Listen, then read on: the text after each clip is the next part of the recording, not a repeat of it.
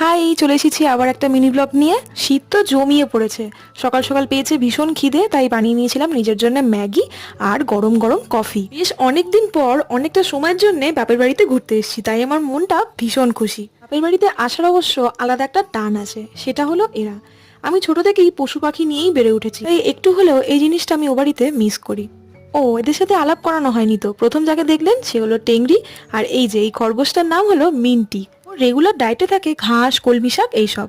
তবে বিস্কুট, গাজর মাঝে মাঝে ওকে ট্রিট হিসেবে দেওয়া হয়। তোমরা বলো ব্রেকআপ হার্টস দ্য মোস্ট, কিন্তু মাত্র 4 মাসের ব্যবধানে নিজের বাপের বাড়িতে এসে সুইচ বোর্ডে কোন সুইচটা কিসের সেটা ভুলে গেছি। এই দুঃখটা আমি কোথায় রাখবো? শ্বশুর বাড়িতে অঢেল সময় থাকলেও রূপচর্চা নিয়ে আমি একটুখানিও মাথা ঘামাই না। তাই টক দই, বেসন, কফি আর মধু দিয়ে একটা ফেস প্যাক বানিয়ে লাগিয়ে নিলাম। দেখে অনেকদিন পর বান্ধবীর বাড়ি যাবো, তাই অনেক খুঁজে শেষে এই টপটা ভাবলাম পরি। আমি যাই বান্ধবীর বাড়ি। তোমরা কিন্তু চ্যানেলটা সাবস্ক্রাইব করতে ভুলো না। দেখা হবে পরের মিনি ব্লগে। টাটা।